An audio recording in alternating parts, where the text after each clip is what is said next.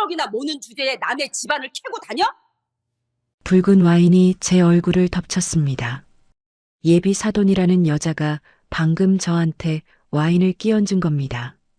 트럭 운전사 주제에 어디서 행패냐고 소리를 지르면서요. 딸의 상견례 자리에서 저는 고물시계를 찬 가난한 노인 취급을 받았습니다. 하지만 그들은 몰랐습니다. 이 낡은 점퍼 안주머니에 든 전화기 하나로 수천억 원이 움직인다는 사실을요. 저는 얼굴에서 와인이 뚝뚝 떨어지는 채로 천천히 전화기를 꺼내 들었습니다. 사연 시작 전 구독과 좋아요를 눌러주시면 그곳에 축복이 가득하시기를 바라겠습니다. 제 이름은 강동석입니다. 올해 68살이 됐어요. 국내 최대 물류기업 대강로지스의 창업주이자 회장이죠. 하지만 저를 처음 보는 사람들은 10중 8구 그 사실을 모릅니다. 새벽마다 낡은 트럭을 몰고 물류센터를 누비는 제 모습을 보면 누구나 은퇴한 택배 기사쯤으로 생각하거든요. 저는 그게 좋습니다. 회장이라는 타이틀이 붙는 순간 사람들이 달라지니까요. 진짜 모습을 감추고 가짜 웃음을 보여주죠. 저는 그런 게 싫었습니다. 트럭 한 대로 시작해서 이 자리까지 올라온 사람인데 어찌 현장을 잊겠습니까? 새벽 4시에 눈이 떠졌습니다. 알람을 맞춰둔 적이 없는데 40년 넘게 몸에 박힌 습관이었죠. 침대에서 일어나 창밖을 바라보았습니다. 아직 해가 뜨려면 한참 멀었어요. 200평짜리 대저택 전체가 고요한 어둠에 잠겨 있었습니다. 이 넓은 집에 저 혼자 덩그러니 있으니 적막함이 온몸을 짓눌렀어요. 3년 전까지만 해도 이 시간에 아내가 부엌에서 부스럭거리는 소리가 들렸는데 말입니다. 맨발로 복도를 걸었습니다. 대리석 바닥이 차가웠어요. 발끝부터 한기가 올라왔지만 개의치 않았습니다. 거실 한쪽에 마련해둔 작은 제단 앞에 멈춰 섰습니다. 영정사진 속에서 아내가 여전히 따뜻하게 웃고 있었어요. 3년 전 폐암으로 떠난 제 평생 반려자였습니다. 사진을 볼 때마다 가슴 한구석이 뻐근하게 저려왔어요. 냉장고에서 생수병을 꺼내 작은 유리잔에 따랐습니다. 영정 앞에 물 한 잔을 올리고 두 손을 공손히 모았습니다. 여보, 오늘은 무릎이 좀 시리네요. 당신 없는 새벽은 3년이 지났는데도 아직 익숙해지질 않아. 입 밖으로 나온 말이 텅 빈 거실에 공허하게 울렸습니다. 대답은 없었지만 괜찮았어요. 이렇게라도 말을 걸어야 하루를 시작할 힘이 났으니까요. 부엌으로 향했습니다. 가정부 방 여사가 전날 밤 정성껏 차려둔 조찬이 냉장고 안에 가지런히 놓여 있었어요. 전복죽에 각종 나물 반찬까지 어느 호텔 뷔페에 부럽지 않은 상차림이었습니다. 하지만 손이 가지 않았어요. 대신 냉장고 맨 구석칸에서 묵은지 통을 꺼냈습니다. 갈색으로 푹 삭은 김치였죠. 전기밥솥에서 찬밥 한 공기를 퍼담고 찬물을 부었습니다. 묵은지를 송송 썰어 넣고 숟가락으로 밥을 말았어요. 후루룩 소리를 내며 찬밥을 입에 넣는 순간 코끝이 찡해졌습니다. 40년 전 트럭 한 대 굴리던 시절이 떠올랐거든요. 그때 아내가 새벽마다 싸주던 도시락이 바로 이 찬밥과 김치였습니다. 그땐 배가 고파서 먹었고 지금은 그리워서 먹습니다. 맛은 똑같은데 옆자리가 비어 있으니 목구멍으로 넘어가는 느낌이 전혀 달랐어요. 식사를 마치고 2층 드레스룸으로 올라갔습니다. 문을 열자 이태리제 맞춤 정장들이 줄지어 걸려 있었어요. 수천만 원짜리 옷들이었지만 눈길도 주지 않았습니다. 대신 구석에 놓인 낡은 서랍장을 열었어요. 15년은 좋게 된 회색 등산 점퍼가 접혀 있었습니다. 소매 끝 실밥이 풀어지고 지퍼 이빨도 몇 개 빠져 있었지만 버릴 수가 없었어요. 아내가 남대문 시장에서 5,000원 깎아서 사준 옷이거든요. 점퍼를 꺼내 입으니 쿰쿰한 옷장 냄새가 코를 찔렀습니다. 그 안에 아내의 향기가 희미하게 남아있는 것 같았어요.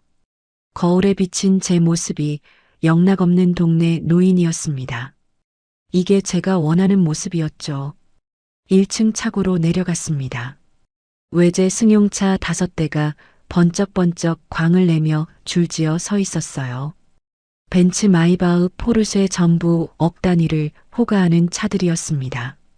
하지만 제가 향한 건 맨 구석에 처박혀 있는 15년 된 1톤 트럭이었어요. 흰색 페인트가 여기저기 벗겨지고 범퍼에는 녹까지 슬어 있었습니다.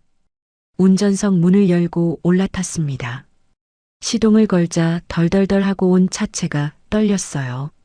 매연 냄새가 환풍구로 새어 들어왔지만 저는 오히려 마음이 놓였습니다. 이 트럭이 저의 시작이었거든요. 40살에 처음 뽑았던 트럭과 같은 모델이에요.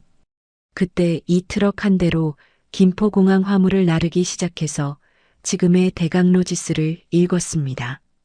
물류센터에 도착한 건 새벽 5시 반쯤이었습니다. 센터 입구에 젊은 경비원이 한 명 서 있었어요. 26쯤 되어 보이는 신입이었습니다. 제가 트럭을 몰고 들어서려 하자 그가 손을 번쩍 들어 막아섰어요. 어르신, 납품 차량은 뒤쪽 하역장으로 돌아가셔야 해요. 여기는 직원 전용 출입구입니다. 경비원의 목소리가 딱딱했습니다. 제 행색을 보니 그럴만도 했어요. 녹슨 트럭에 달아빠진 점퍼 차림이니 누가 봐도 영락없는 납품 기사였죠. 속으로 피식 웃음이 났지만 내색하지 않았습니다. 아, 그렇군. 고맙네, 젊은이. 고개를 끄덕이고 순순히 트럭을 돌렸습니다. 이런 일이 처음도 아니었어요. 오히려 이렇게 대접받을 때 마음이 편했습니다. 회장님, 회장님 하며 아부하는 임원들 사이에 있으면 숨이 막히거든요. 물류창고 안으로 들어서자 익숙한 소음이 귀를 채웠습니다. 지게차가 윙윙거리며 돌아가는 소리, 컨베이어 벨트가 덜커덩거리는 소리, 작업자들이 고함치는 소리가 한데 뒤섞여 있었어요. 저는 이 소리가 좋았습니다. 돈이 굴러가는 소리였고 사람들이 살아가는 소리였으니까요. 창고 안쪽 벽목 구간에서 팔레트가 엉켜 있는 게 눈에 들어왔습니다. 젊은 직원 서너시 끙끙대며 손으로 밀어보려 했지만 꿈쩍도 하지 않았어요. 저는 망설임 없이 근처에 세워둔 빈 지게차로 다가갔습니다. 운전석에 올라타 레버를 당기자 기계가 부드럽게 움직였어요. 포크를 팔레트 밑으로 밀어넣고 살짝 들어 올려 옆으로 빼냈습니다. 40년 전 몸에 익힌 감각이 아직 살아 있었습니다. 야, 저 할아버지 운전 솜씨 봐. 프로 아냐? 뒤에서 수군대는 소리가 들렸습니다. 신경 쓰지 않고 팔레트를 계속 옮겼어요. 5분쯤 지나자 막혀있던 라인이 뚫렸습니다. 땀이 등줄기를 타고 주르륵 흘러내렸지만 기분은 상쾌했어요. 이래서 현장을 못 떠나는 겁니다. 점심때가 되자 직원 식당으로 향했습니다. 줄을 서서 돼지국밥 한 그릇을 받아들고 구석 자리에 앉았어요. 옆 테이블에서 26쯤 되어 보이는 젊은 직원 둘이 수다를 떨고 있었습니다. 우리 회장님 진짜 꼬장꼬장하시대. 회의 때 임원들 쪼는 거 보면 무섭다더라. 그 말에 국밥 국물이 코로 넘어갈 뻔했습니다. 헛기침을 하며 김치를 한 젓가락 집었어요. 그래도 나쁜 말만 하는 건 아니었습니다. 근데 명절 때 떡값은 두둑하게 준다며 복지는 좋대. 다행이었습니다. 적어도 뒤에서 욕먹을 짓은 안 하고 있었어요. 식사를 마치고 창고 뒤편 벤치에 앉아 담배 한 대를 피우고 있을 때였습니다. 주머니 속 휴대폰이 진동했어요. 비서실장이었습니다. 회장님, 해외 바이어가 본사에 도착했습니다. 즉시 와주셔야 할 것 같습니다. 한숨이 절로 나왔지만 어쩔 수 없었어요. 작업복 차림 그대로 트럭을 몰아 본사 건물로 향했습니다. 지하 주차장에 트럭을 세우고 임원 전용 엘리베이터에 올라탔어요. 거울에 비친 제 모습이 눈에 들어왔습니다. 명품 수트를 빳빳하게 차려입은 임원들 사이에서 저 혼자 흙 묻은 안전화를 신고 있었습니다. 가장 초라한 행색이었지만 눈빛만큼은 누구보다 또렷했어요. 회의실에 들어서자 외국인 바이어 넷이 일제히 제게 시선을 쏟았습니다. 당혹스러운 표정이 역력했어요. 통역사가 뭔가 설명하려는데 제가 먼저 손을 들어 제지했습니다. 계약서를 집어들고 서명란에 옥새를 찍었어요. 제 손에 아까 작업하며 묻은 흙이 아직 남아 있었습니다. 바이어 측 대표가 그걸 보더니 고개를 갸웃거렸어요. 이 손의 흙이 우리 회사의 신용 보증수표요. 통역사가 제 말을 영어로 전하자 바이어의 표정이 바뀌었습니다. 잠시 침묵이 흐르더니 그가 자리에서 벌떡 일어나 박수를 치기 시작했어요. 곧이어 회의실 전체가 박수 소리로 가득 찼습니다. 4천억 원짜리 계약이 성사되는 순간이었어요. 퇴근 무렵 집에 돌아왔을 때 대문 앞에 낯익은 차가 서 있었습니다. 딸 수진이의 차였어요. 현관문을 열고 들어서자 거실 소파에 앉아있던 수진이가 벌떡 일어섰습니다. 손에 붕어빵 봉지를 들고 있었어요. 아빠, 회사에서 오는 길에 샀어. 아빠 좋아하잖아. 수진이의 얼굴에 피곤함이 묻어 있었습니다. 32살 외동딸이에요. 대강로지스 전략기획팀 팀장으로 일하고 있죠. 물론 다른 직원들은 수진이가 회장 딸인 줄 모릅니다. 제가 일부러 그렇게 해뒀거든요. 실력으로 인정받게 하고 싶었어요. 소파에 나란히 앉아 붕어빵을 먹었습니다. 수진이가 습관처럼 꼬리 부분을 떼어 제게 건넸어요. 어릴 때부터 그랬습니다. 아빠는 꼬리가 바삭해서 좋다며 언제나 양보했죠. 그 작은 손길이 가슴을 따뜻하게 적셨습니다. 붕어빵을 반쯤 먹었을 때 수진이가 뜬금없이 입을 열었습니다. 아빠, 나 결혼하고 싶은 사람 있어. 붕어빵 팥1금이 뜨겁게 목을 타고 넘어갔습니다. 가슴이 철렁 내려앉는 느낌이었어요. 알고는 있었습니다. 요즘 누군가를 만나고 있다는 것쯤은요. 하지만 막상 결혼이라는 단어를 직접 들으니 마음이 복잡해졌습니다. 수진이가 핸드폰을 꺼내 사진 한 장을 보여주었습니다. 35쯤 되어 보이는 남자였어요. 단정하게 빗어넘긴 머리카락, 하얀 의사 가운을 입은 모습, 번지르르한 미소까지 흠잡을 데 없는 외모였습니다. 강남에서 성형외과를 한다고 했어요. 이름은 박민성이라고요. 그런데 이상했습니다. 사진을 보는 순간 뱃속에서 뭔가가 꿈틀거리는 느낌이 들었어요. 본능적인 거부감이랄까요? 40년 넘게 사람을 상대하며 사업을 해온 감이었습니다. 무언가 설명할 수 없는 찜찜함이 저를 불편하게 만들었어요. 이름이 뭐라고 했지? 박민성이요. 강남에서 성형외과 원장으로 있어. 수진이의 목소리에 설렘이 묻어 있었습니다. 행복해 보이는 딸의 얼굴을 보니 차마 불안감을 내비칠 수가 없었어요. 요즘 회사 일이 너무 바빠서 결혼 준비는 그 사람한테 다 맡겼어. 알아서 잘하겠대. 그 말에 귀가 번쩍 뜨였습니다. 결혼 준비를 상대방에게 전부 맡긴다고요. 보통 일이 아니었어요. 너무 바빠서 사람을 제대로 보지 못하는 건 아닐까 하는 걱정이 물밀듯 밀려왔습니다. 수진이가 돌아간 후 저는 다시 아내의 영정 앞에 섰습니다. 창밖으로 초승달이 떠 있었어요. 여보, 수진이가 너무 바빠서 사람 볼 눈이 흐려진 건 아닐까? 당신이 남긴 유언 있잖아. 돈 말고 사람 냄새 나는 놈한테 보내라고 했잖아. 내가 어떻게 해야 할까? 대답 없는 사진을 한참 바라보았습니다. 가슴이 무거웠어요. 다음 날 아침 비서실장을 집무실로 불렀습니다. 서랍에서 10년도 더 된 이지 피처폰을 꺼냈어요. 도청이 불가능한 비화기였습니다. 그걸 비서실장의 손에 쥐어주었습니다. 예비 사돈되는 사람들, 먼지 한 톨까지 다 털어와. 보안은 철저히 유지하고. 비서실장의 눈이 커졌지만 군말 없이 깊이 고개를 숙였습니다. 저는 다시 창밖을 바라보았어요. 딸을 지키는 것이 아버지의 마지막 책임이었습니다. 무슨 일이 있어도요. 며칠이 지났습니다.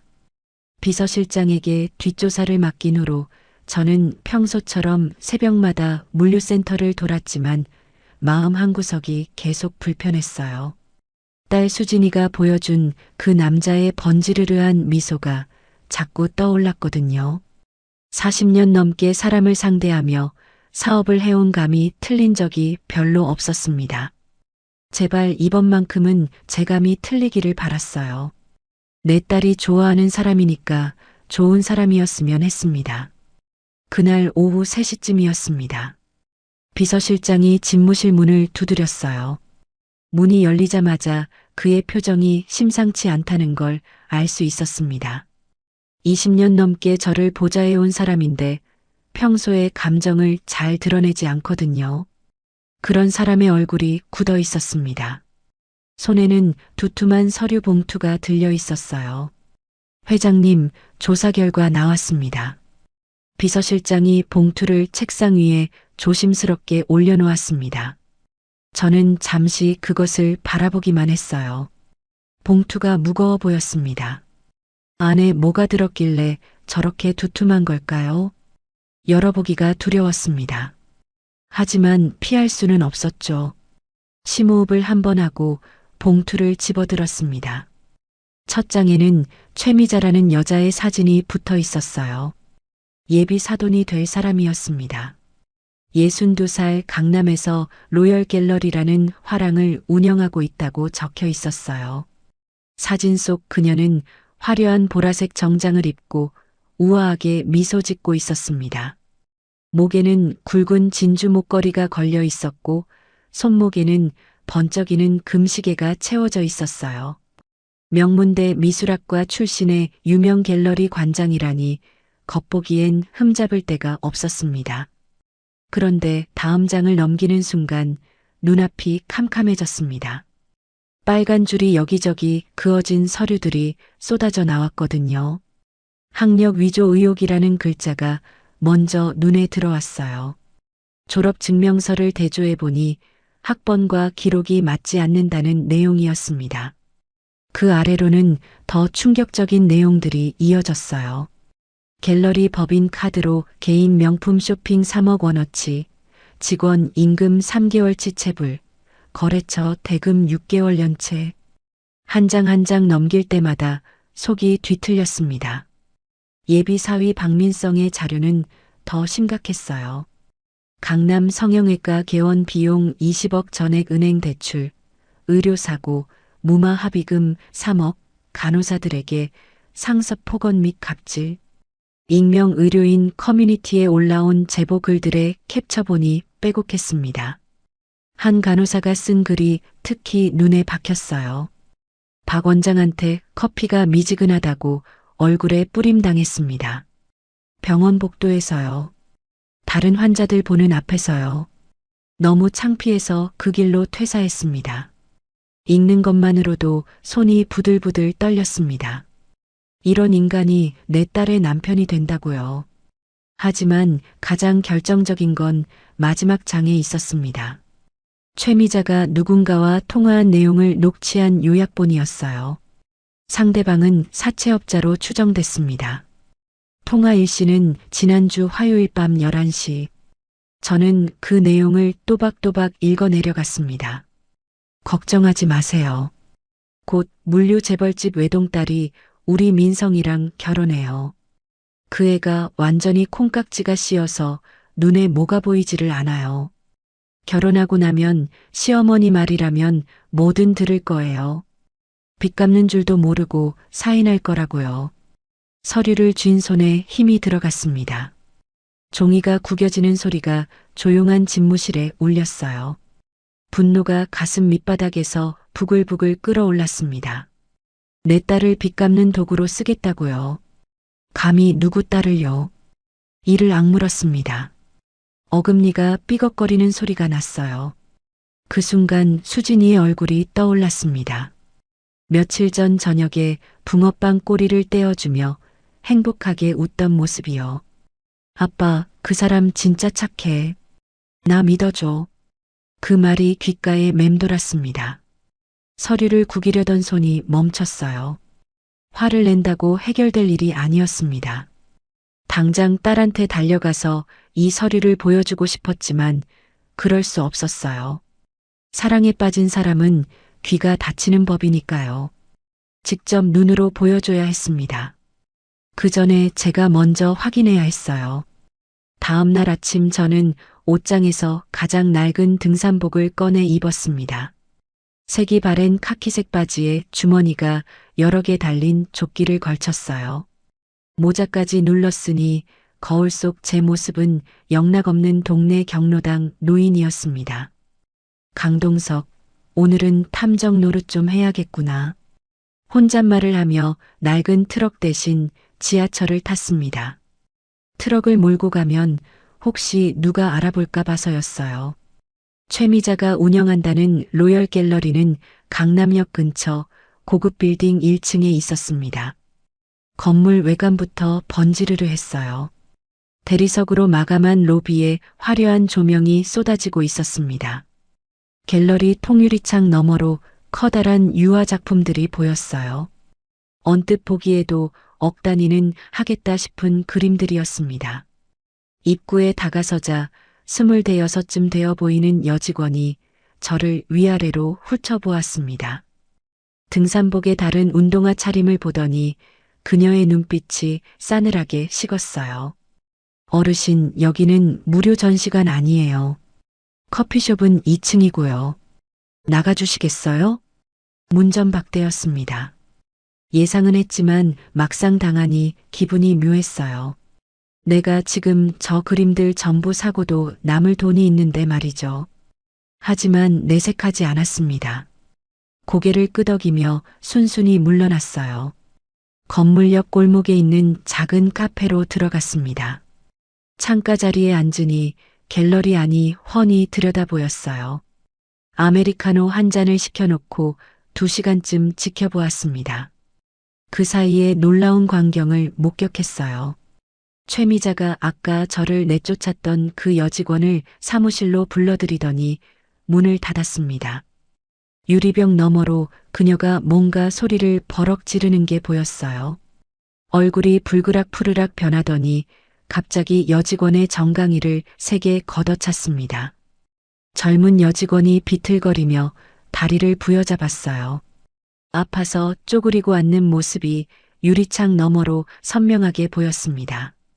최미자는 그런 직원을 내려다보며 손가락질을 해대고 있었어요. 주먹이 저절로 쥐어졌습니다. 커피잔을 드는 손이 떨렸어요. 저런 인간이 내 딸의 시어머니가 된다고요. 속이 부글부글 끓어올랐지만 참았습니다. 아직 더 봐야 했어요. 오후 4시쯤 검은색 외제차 한 대가 갤러리 앞에 멈춰 섰습니다. 차에서 내린 사람은 박민성이었어요. 수진이가 보여준 사진 속 그 남자였습니다. 하얀 셔츠에 금태 안경, 단정하게 빗어넘긴 머리. 겉보기엔 젊고 성공한 의사였지만 제 눈에는 기름기가 좔좔 흐르는 미꾸라지처럼 보였어요. 박민성이 갤러리 안으로 들어가자 최미자가 화난 얼굴로 달려나왔습니다. 아까 직원한테 보여준 흉악한 모습은 온데간데 없었어요. 아들 뺨을 어루만지며 애지중지하는 표정이었습니다. 잠시 후 박민성이 고개를 숙이며 손을 내밀었어요. 최미자가 핸드백에서 카드 같은 걸 꺼내 아들 손에 쥐어주었습니다. 35 먹은 성인 남자가 엄마한테 용돈을 타가는 꼴이었죠. 잠시 후 박민성이 갤러리를 나와 건물 공용 화장실로 향했습니다. 저는 재빨리 자리에서 일어나 그 뒤를 따랐어요. 화장실 안으로 들어가 빈칸에 숨었습니다. 심장이 쿵쾅거렸어요. 68 먹은 노인이 화장실 칸에 숨어서 도청이라니. 스스로 생각해도 웃기는 꼴이었지만 달리 방법이 없었습니다. 곧이어 박민성이 들어왔습니다. 그가 세면대 앞에 서서 누군가에게 전화를 거는 소리가 들렸어요. 아, 형. 나 민성이. 그 여자 말이야, 수진이. 솔직히 얼굴은 그저 그런데 몸매는 괜찮아. 근데 일에 미쳐서 눈치가 없어. 대충 결혼하고 병원비 갚으면 이혼하든가 해야지. 장인어른? 모트럭 몬다며? 촌스러운 노인네 비위 맞추기 힘들겠네. 화장실 칸 문고리를 부서져라 움켜쥐었습니다. 손마디가 하얗게 질렸어요. 턱 근육이 경련하듯 떨렸습니다. 뒷목이 뻣뻣하게 굳어오면서 눈앞이 순간적으로 붉어지는 것 같았어요. 혈압이 치솟는 게 느껴졌습니다. 관자놀이가 지끈거렸어요. 당장 문을 박차고 나가서 그놈의 멱살을 잡고 싶었습니다. 하지만 이를 악물고 참았어요. 여기서 들키면 안 됐거든요. 박민성이 휘파람을 불며 나간 후에도 한참을 그 자리에 서 있었습니다. 다리에 힘이 풀려서 움직일 수가 없었어요. 분노와 서러움이 뒤섞여 눈시울이 뜨거워졌습니다. 내 딸이 저런 쓰레기한테 속고 있다니요.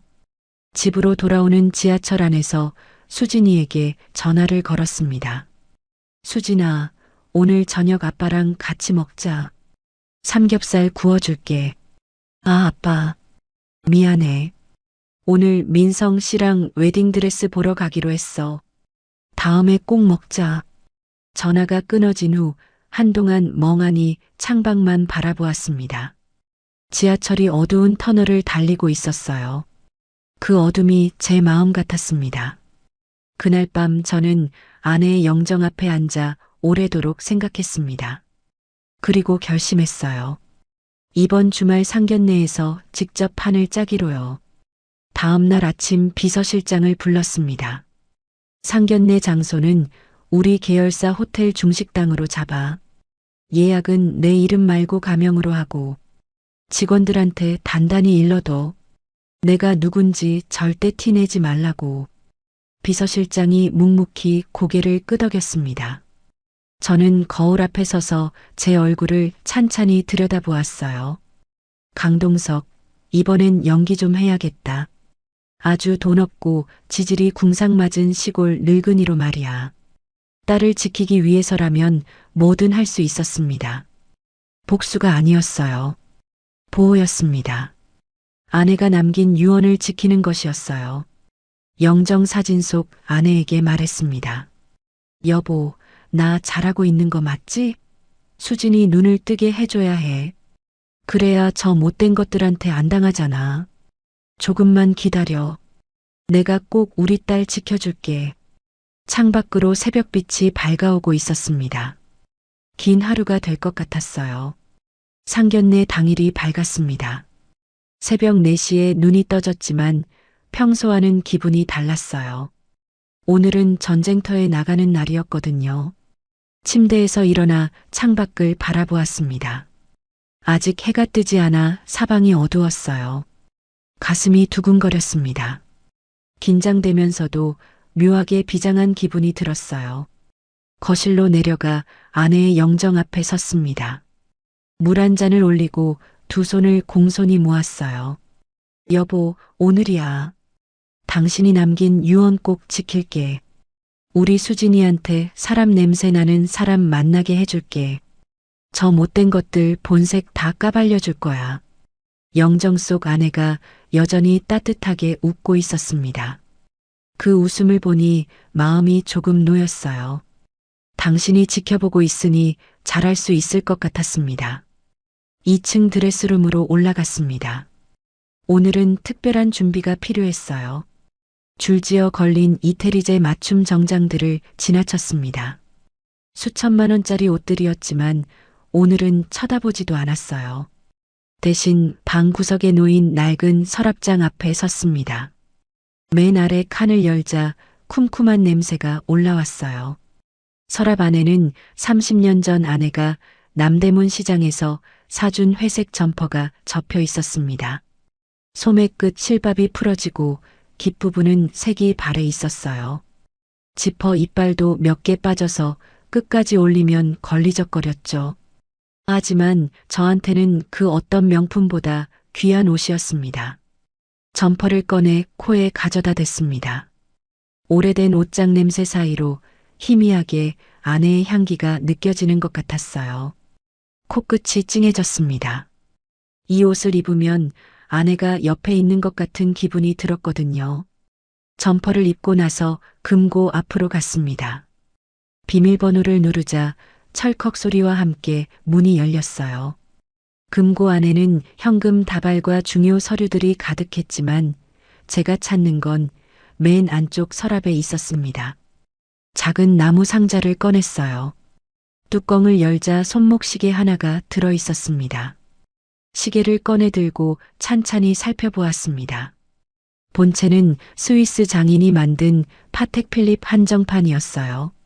전 세계에 단 3개만 존재하는 수십억 원짜리 시계였죠. 그런데 시계줄이 문제였습니다. 원래 달려있던 악어 가죽줄은 어디 가고 너덜너덜한 싸구려 인조 가죽줄이 달려 있었거든요. 군데군데 갈라지고 색도 바래서 영락없는 고물 시계처럼 보였습니다. 25년 전 일이 떠올랐습니다. 해외 출장을 다녀왔는데 시계줄이 끊어져 있더라고요. 아내한테 물었더니 해맑게 웃으며 대답했어요. 여보, 시계줄이 밥 먹여줘? 줄이 끊어졌길래 남대문 시장에서 5,000원 주고 새로 갈아왔어. 튼튼하고 좋네. 그때는 황당했습니다. 수십억짜리 시계에 5,000원짜리 줄이라니요. 하지만 화를 낼 수가 없었어요. 아내는 그 시계가 얼마짜린지 전혀 몰랐거든요. 저도 일부러 말하지 않았고요. 아내는 평생 돈 자랑을 싫어하는 사람이었습니다. 그래서 저도 아내 앞에서는 부자 티를 내지 않았어요. 시계를 손목에 찼습니다. 너덜너덜한 줄이 오히려 마음에 들었어요. 이 시계가 오늘 중요한 역할을 할 겁니다. 겉만 보고 사람을 판단하는 속물들의 눈에는 이게 그냥 고물로 보이겠죠. 그게 바로 제가 원하는 거였습니다. 아내가 달아준 이 5,000원짜리 줄이 수십억짜리 본체보다 제게는 더 값진 거였어요. 사람의 진짜 가치는 겉으로 보이는 게 아니니까요. 오늘 그걸 제대로 보여줄 겁니다. 옷을 다 갖춰 입고 거울 앞에 섰습니다. 색바랜 점퍼에 낡은 면바지, 10년은 신은 것 같은 등산화, 그리고 손목에는 너덜너덜한 시계. 거울 속 제 모습은 영락없는 시골에서 올라온 가난한 노인이었어요. 완벽했습니다. 아침 8시쯤 수진이한테서 전화가 왔습니다. 아빠, 오늘 상견례 12시지? 내가 차 보낼까? 아니면 같이 갈까? 아니다. 아빠 혼자 갈게. 너는 먼저 가 있어. 아빠, 근데 옷은 좀 차려입고 오는 거지? 그래도 상견례인데. 수진이의 목소리에 걱정이 묻어 있었습니다. 저는 피식 웃으며 대답했어요. 걱정 마라. 사람이 명품이면 껍데기는 상관없다. 전화를 끊고 대문을 나섰습니다. 기사도 수행비서도 다 물렸어요. 오늘은 혼자 가야 했습니다. 대문 앞 경비원이 저를 보더니 깜짝 놀란 표정을 지었어요. 회장님, 어디 가십니까? 차 준비할까요? 아니야, 오늘은 걸어갈 거야. 신경 쓰지 마. 동네 골목길을 걸어 버스 정류장으로 향했습니다. 평소에 이 길을 걸을 일이 없었어요. 차를 타고 지나가기만 했지 발로 걸어본 적은 거의 없었거든요. 골목 어기 세탁소 앞을 지나는데 주인 할머니가 저를 알아보고 인사를 건넸습니다. 어머, 회장님 아니세요? 오늘도 등산 가시나 봐요? 아니요, 오늘은 전쟁터 갑니다. 할머니가 무슨 소린가 싶은 표정을 지었지만 저는 그냥 지나쳤어요. 버스 정류장에 도착했습니다. 회색 철제 벤치에 앉아 버스를 기다렸어요. 햇살이 따뜻했습니다. 옆에 장바구니를 든 할머니 한 분이 앉아 계셨어요. 그분이 저를 힐끗 쳐다보더니 말을 걸었습니다. 어르신, 어디 가세요? 강남 쪽이요. 아이고, 강남까지 버스 타고 가시게? 멀 텐데. 괜찮습니다. 시간 많아요. 버스가 도착했습니다. 문이 열리자 앞 사람들을 따라 올라탔어요. 교통카드를 단말기에 찍었는데 삐소리와 함께 잔액이 부족합니다라는 음성이 울렸습니다. 순간 당황했어요. 평소에 대중교통을 타지 않으니 카드 잔액을 확인할 생각을 못했거든요. 뒤에 사람들이 줄 서 있었습니다. 얼굴이 화끈거렸어요. 호주머니를 뒤적거려 꼬깃꼬깃 접힌 1,000원짜리 지폐 2장을 찾아냈습니다. 요금통에 넣고 거스름돈을 받았어요. 동전이 쨍그랑 소리를 내며 손바닥에 떨어졌습니다. 오래간만에 느껴보는 감촉이었어요. 맨 뒷좌석 경로석에 앉았습니다. 옆자리에 장바구니를 든 할머니가 앉아 계셨어요. 버스가 덜컹거리며 출발했습니다. 창밖으로 풍경이 스쳐 지나갔어요. 익숙한 거리였지만 버스 창문을 통해 보니 느낌이 완전히 달랐습니다. 평소에는 에어컨 빵빵한 승용차 뒷좌석에서 서류만 들여다보며 지나가던 길이었거든요. 이렇게 천천히 구경하며 가는 건 정말 오랜만이었어요. 차창 너머로 대강로지스 로고가 붙은 물류 트럭 한 대가 지나가는 게 보였어요. 저 트럭 한 대로 시작해서 지금은 전국에 1,500대가 넘는 트럭을 굴리고 있죠. 감회가 새로웠습니다. 뒷좌석에서 대학생처럼 보이는 젊은이 둘이 이야기를 나누고 있었어요. 야, 요즘 30평 아파트 없으면 결혼 꿈도 꾸지 말래. 진짜? 그럼 나 평생 혼자 살아야 되나? 씁쓸한 대화였습니다. 언제부터 결혼이 지평수로 결정되는 세상이 됐을까요? 저도 처음 결혼할 때는 단칸방이 전부였어요. 그래도 아내는 불평 한마디 없이 저를 믿어줬습니다. 그게 진짜 사랑 아닐까요? 1시간 정도 지나 강남역 근처에서 내렸습니다. 상견례 장소인 호텔까지는 걸어서 15분 거리였어요. 점심시간이 가까워지니 거리에 사람들이 많았습니다. 양복 입은 직장인들 사이를 지나 걸었어요. 호텔 건물이 점점 가까워졌습니다. 대강그룹 계열사에서 운영하는 특급 호텔이었죠. 물론 제 회사 소속이지만 오늘은 그런 티를 내면 안 됐어요. 호텔 회전문 앞에 다다랐습니다. 거대한 유리문 너머로 화려한 로비가 보였어요. 대리석 바닥에 크리스탈 샹들리에 곳곳에 놓인 생화 장식까지 제가 알고 있는 그대로였습니다. 그런데 문 앞에 서 있던 신입 보안 요원이 저를 막아섰어요. 26쯤 되어 보이는 젊은 친구였습니다. 어르신, 죄송한데요. 화장실은 저쪽 상가 이용해 주시겠어요? 여기는 투숙객 전용입니다. 가슴이 뜨끔했습니다. 내 호텔에서 문전박대를 당하다니요. 하지만 화를 낼 수 없었어요. 이게 바로 제가 원한 그림이었으니까요. 고개를 숙이며 굽신거리는 신용을 했습니다. 아니 그게요. 내 딸이 안에서 기다리고 있어서요. 상견례 때문에요. 상견례요? 잠시만요. 보안 요원이 무전기로 뭔가 확인하려는 순간 로비 안쪽에서 총지배인이 걸어 나왔습니다. 저를 발견한 그의 얼굴이 순간 사색이 됐어요. 달려오려는 걸 제가 재빨리 검지손가락을 입에 대며 쉿 신호를 보냈습니다. 눈으로 간절히 부탁했어요.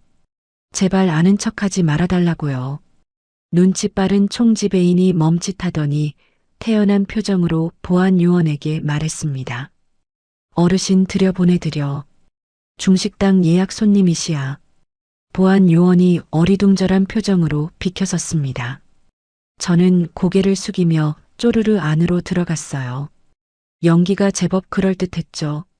로비를 가로질러 중식당 금룡 앞에 도착했습니다. 입구에서 수진이가 초조한 표정으로 서성거리고 있었어요. 저를 발견하자 달려와서 팔짱을 꼈습니다. 아빠, 왜 이렇게 늦어? 걱정했잖아. 버스가 좀 밀려서. 수진이가 제 옷차림을 위아래로 훑어보더니 한숨을 쉬었어요. 아빠, 그래도 상견례인데 너무 편하게 입은 거 아니야? 저쪽 어머니가 뭐라고 하실지 모르겠다. 괜찮아. 겉이 중요한 게 아니야. 수진이의 손을 잡았습니다. 손이 차가웠어요. 긴장하고 있다는 뜻이었죠. 저는 딸의 눈을 똑바로 바라보며 나지막이 말했습니다. 수진아, 아빠 믿지? 응, 믿어. 오늘 아빠가 무슨 짓을 해도 넌 당당해야 한다. 절대 주눅 들지 마. 알겠지?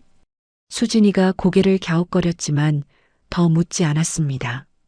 딸의 손을 한번 꼭 쥐어주었어요. 괜찮다는 신호였습니다.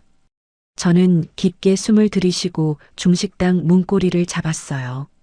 차가운 금속 촉감이 손바닥에 전해졌습니다. 문을 열면 전쟁이 시작될 겁니다. 마음을 단단히 먹었습니다. 아내가 지켜보고 있다고 생각하니 용기가 났어요. 자, 들어가자. 중식당 문을 열고 안으로 들어섰습니다. 고급스러운 인테리어가 눈에 들어왔어요. 붉은 비단 벽지에 금색용 문양이 새겨져 있었고 천장에는 화려한 등이 매달려 있었습니다. 예약된 룸은 복도 끝에 있었어요. 금룡이라는 이름에 걸맞게 문짝에 용 문양이 새겨져 있었습니다. 룸문을 여는 순간 차가운 공기가 얼굴을 스쳤어요. 에어컨 때문만은 아니었습니다. 방 안에서 풍기는 분위기 자체가 싸늘했거든요.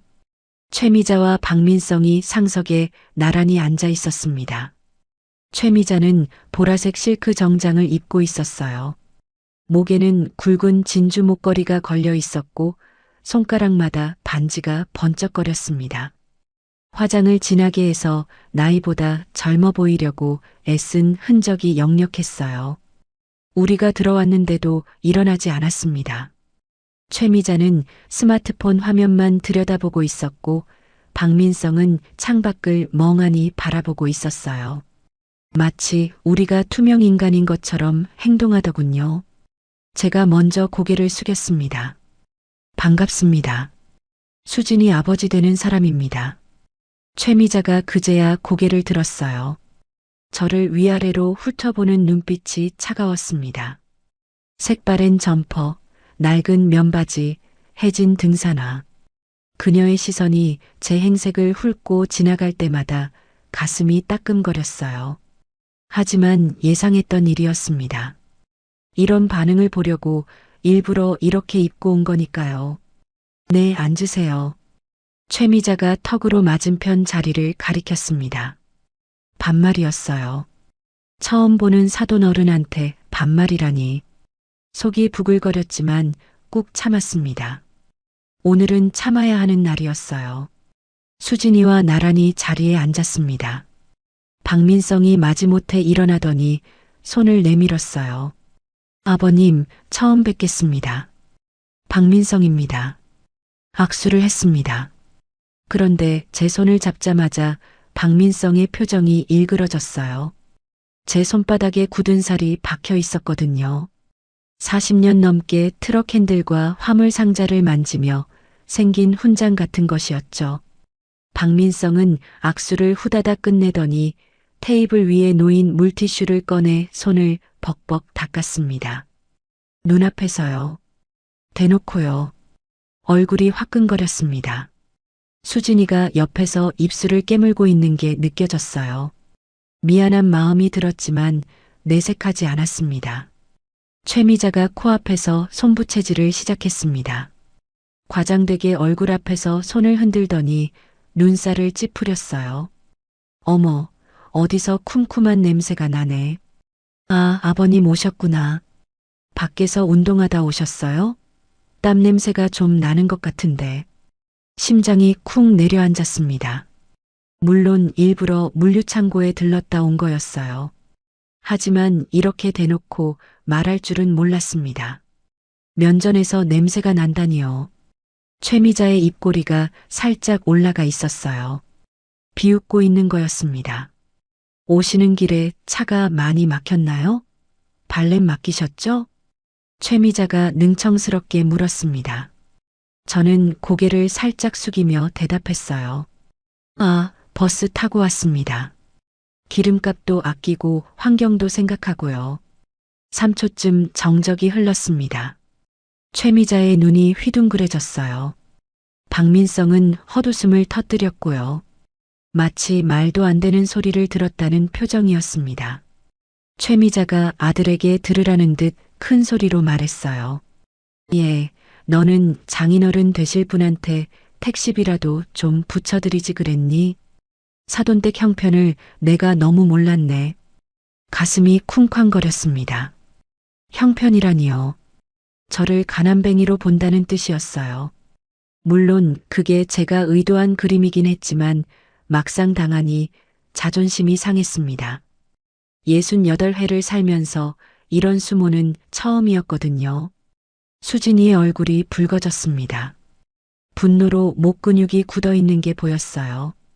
참지 못하고 입을 열려는 게 느껴졌습니다.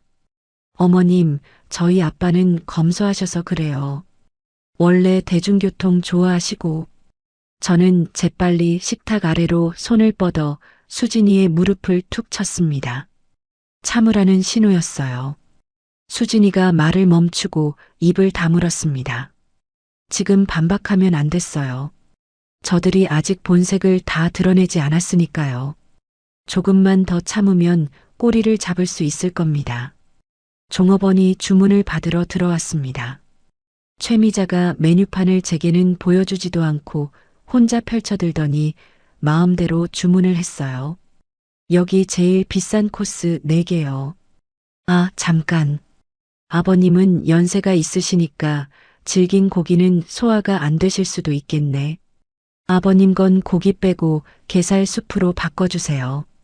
저한테 묻지도 않고 마음대로 메뉴를 바꿔버렸습니다. 마치 어린아이 대하듯이요. 이가 안 좋을 거라는 둥, 소화가 안 될 거라는 둥. 연세 드신 분 무시하는 말을 예의 바른 척 포장해서 내뱉더군요. 속이 부글부글 끓었지만 고개만 끄덕였습니다. 음식이 나오기 전 본격적인 호구조사가 시작됐습니다. 최미자가 팔짱을 끼더니 저를 쏘아보았어요. 아버님, 뭐 하시는 분이세요? 사업하신다고 들었는데 명함은 없으세요? 요즘은 구멍가게 해도 사장님 소리 듣긴 하더라고요. 구멍가게라는 단어에 가슴이 철렁했습니다. 비웃는 거였어요. 저는 일부러 쭈뼛거리는 신용을 하며 대답했습니다. 물류 쪽 조그맣게 합니다. 트럭 몰고 짐 나르는 일이죠. 최미자의 눈동자가 움직였습니다. 그럼 그렇지 택배 기사구나 하는 표정이 스쳐 지나갔어요. 입꼬리가 비틀어지더니 콧방귀를 뀌었습니다. 박민성이 옆에서 거들었어요. 아버님, 수진 씨 일하시는 거 힘들지 않으세요? 아버님 연세에 트럭 모시면 힘드실 텐데. 그나저나 저희 병원 청소 용역 업체도 구하긴 해야 하는데 혹시 아버님 아시는 분 있으면 소개 좀 해주세요. 청소 용역이라니요. 저를 대놓고 하층민 취급하는 거였습니다. 입술을 꽉 깨물었습니다. 화가 치밀어 올랐지만 참았어요. 수진이가 옆에서 숨을 거칠게 몰아쉬는 게 느껴졌습니다. 딸도 분노가 치미는 거였죠. 하지만 저는 일부러 어리숙한 표정을 지으며 고개를 끄덕였습니다. 아, 그래요? 알아보고 연락드릴게요. 박민성이 콧방귀를 뀌었습니다. 제가 진짜 알아볼 줄 알았나 봐요. 한심하다는 표정이 역력했습니다. 음식이 나왔습니다. 최고급 코스 요리였어요. 전복 요리부터 시작해서 샥스핀 수프 북경오리까지 눈앞에 산의 진미가 펼쳐졌지만 맛이 느껴지지 않았습니다. 마치 흙을 씹는 것 같았어요. 목구멍으로 음식이 넘어가질 않았습니다. 최미자와 박민성은 아무렇지 않게 음식을 먹으며 수다를 떨었어요. 우리는 안중에도 없다는 듯이요. 저는 짐짓 모르는 척 질문을 던졌습니다. 두 분은 갤러리 하신다면서요? 돈 많이 버시겠네요. 요즘 경기가 안 좋다던데 괜찮으세요? 최미자가 뜨끔한 표정을 지었어요. 하지만 금세 과장된 제스처를 취하며 허세를 부렸습니다. 어머, 돈 보고 예술을 하나요? 저는 예술을 사랑해서 하는 거예요. 우리 집안은 원래 격을 중요시하거든요. 돈 같은 건 신경 안 써요. 거짓말이었습니다. 뒷조사 보고서에서 본 사채 빚 22억이 떠올랐어요. 돈에 환장해서 내 딸을 이용하려는 주제에 격을 논하다니요. 역겨웠습니다. 하지만 표정을 숨기고 고개만 끄덕였어요. 식사 도중 일부러 젓가락질을 서툴게 했습니다. 탕수육 소스가 식탁보에 살짝 튀었어요. 최미자가 그걸 보더니 눈을 흘기며 혀를 찼습니다. 쯧쯧. 아이고. 그 소리가 조용한 룸 안에 크게 울렸습니다. 박민성도 따라서 한숨을 쉬었어요. 두 사람이 눈빛을 교환하며 비웃는 게 보였습니다. 모욕이었어요. 사람을 짐승대하듯 혀를 차다니요. 주먹에 힘이 들어갔습니다. 테이블보 밑에서 무릎 위에 올린 손이 부들부들 떨렸어요. 수진이를 슬쩍 쳐다보았습니다. 딸의 눈에 눈물이 그렁그렁 맺혀 있었어요. 입술을 깨물며 참고 있는 모습이 안쓰러웠습니다. 저 때문에 딸이 수모를 당하는 거였어요. 마음이 찢어지는 것 같았습니다. 하지만 아직은 참아야 했어요. 조금만 더 버티면 됩니다. 저 인간들이 본색을 완전히 드러낼 때까지만요. 마음속으로 되뇌었습니다. 조금만 참아라 강동석. 수진이를 위해서 조금만 더 참아라. 여보 당신이 지켜보고 있지? 최미자가 와인잔을 들어 한 모금 마시더니 다시 입을 열었습니다. 그나저나 아버님, 수진이가 모아둔 돈은 얼마나 돼요? 연봉이 얼마라고 했죠? 노골적인 금전 질문이었습니다. 점점 본색을 드러내고 있었어요. 수진이가 대신 대답했습니다. 어머님, 저는 성실히 일해서 모을 만큼 모았습니다. 최미자가 콧방귀를 뀌었어요. 월급쟁이 돈이 모아봤자 얼마나 되겠어. 뭐, 그래도 알뜰하게 모았으면 다행이네. 모욕이 끝없이 이어졌습니다. 저는 이를 악물고 참았어요. 속으로 시계를 봤습니다. 상견례가 시작된 지 30분쯤 됐을 거예요. 이제 슬슬 본론이 나올 시간이었습니다. 최미자가 무슨 속셈인지 직접 들어봐야 했어요. 코스 요리가 중반을 넘어서자 최미자의 눈빛이 달라졌습니다. 뭔가 꺼낼 게 있다는 표정이었어요. 식사하던 손을 멈추고 입가를 냅킨으로 닦았습니다. 그리고는 핸드백을 열더니 안에서 뭔가를 꺼내는 것이 보였습니다. 금박이 박힌 고급 봉투였어요.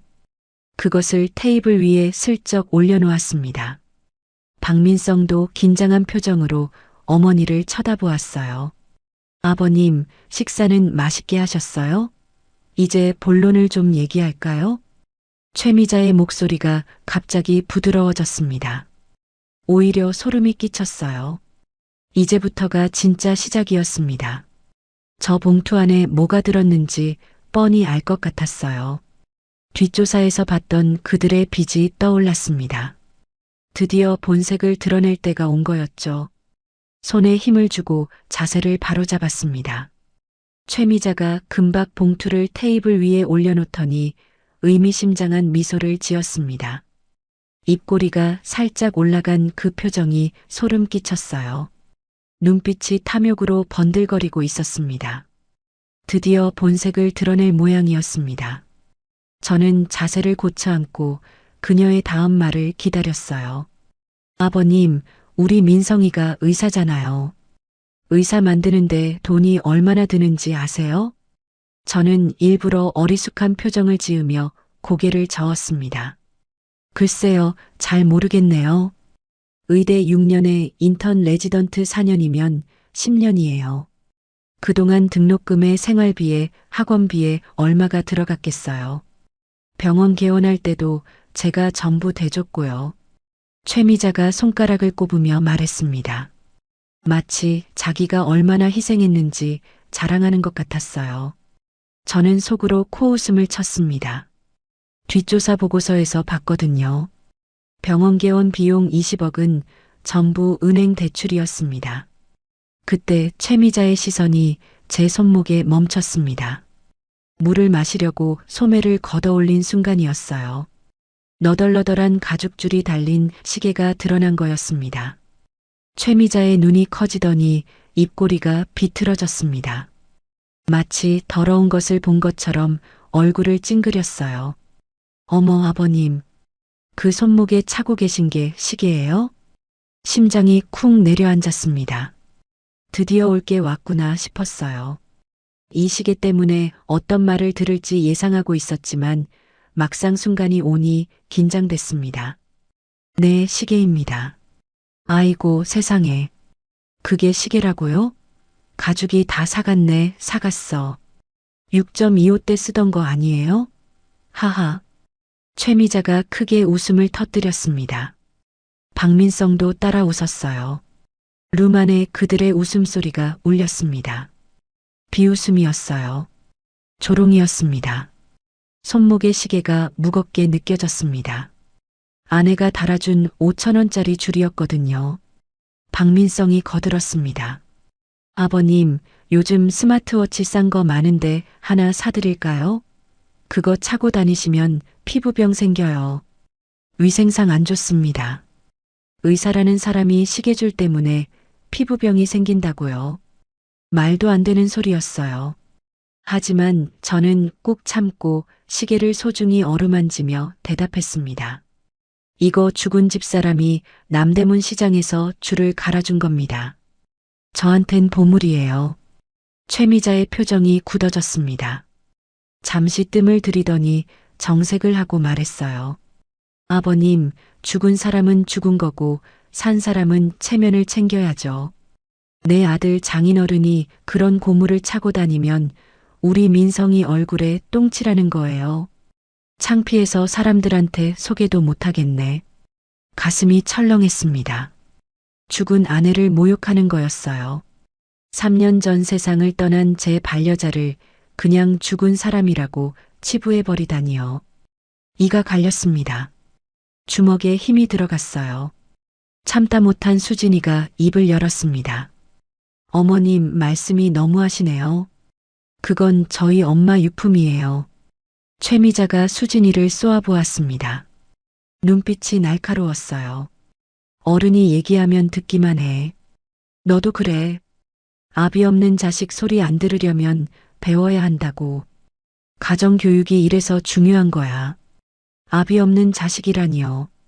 고인이 된 아내를 모독하고 이제는 딸까지 모욕하는 거였습니다. 속에서 불이 났어요. 식도가 타들어가는 것 같았습니다. 뜨거운 덩어리가 가슴에서 목구멍까지 치밀어 올랐어요. 테이블보 밑에서 허벅지를 꼬집었습니다. 아프지만 참아야 했어요. 여기서 폭발하면 안 됐거든요. 최미자가 제 손목의 시계를 뺏듯이 가져갔습니다. 손목을 거칠게 잡아 끌더니 시계를 풀어버렸어요. 저항하지 않았습니다. 일부러 순순히 내어주었어요.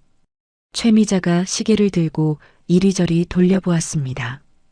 코를 킁킁거리며 냄새까지 맡더군요. 역겨운 표정을 지었습니다. 아무리 봐도 고물이네. 시장에서 1,000원이면 살 것 같은데. 이런 건 줘도 안 가져요. 냄새나게. 그러더니 시계를 테이블 위에 툭 던져버렸습니다. 시계가 접시에 부딪혀 챙하고 날카로운 소리를 냈어요. 심장이 덜컥 내려앉았습니다. 아내의 손때가 묻은 시계였거든요. 30년 전 아내가 직접 줄을 갈아 끼워준 시계요. 급히 시계를 집어들고 유리면을 확인했습니다. 다행히 금이 가지는 않았어요. 하지만 가슴은 이미 산산이 찢어지고 있었습니다. 손가락이 떨렸어요. 최미자가 화제를 돌렸습니다. 본론으로 들어가려는 거였어요. 그건 그렇고 수진이 연봉이 얼마나 돼요? 모아둔 돈은 있고? 노골적인 금전 질문이었습니다. 수진이가 당당하게 대답했어요. 저는 성실히 일해서 모을 만큼 모았습니다. 어머님이 걱정하실 정도는 아니에요. 최미자가 콧방귀를 뀌었습니다.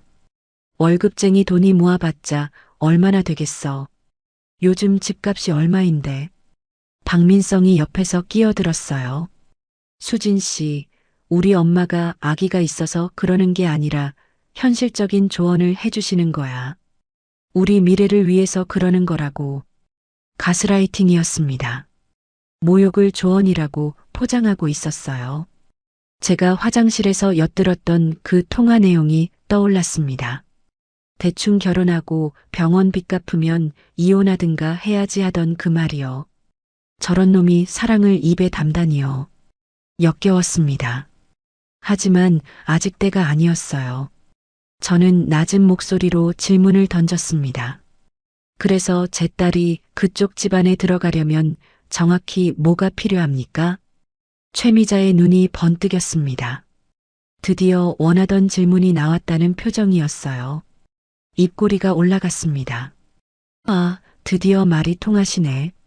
진작 그러실 것이지. 최미자가 아까 꺼내놓은 금박 봉투를 제 앞으로 밀었습니다. 여기 간단하게 정리해놨어요. 예단 목록이라고 생각하시면 돼요. 봉투를 열어보았습니다.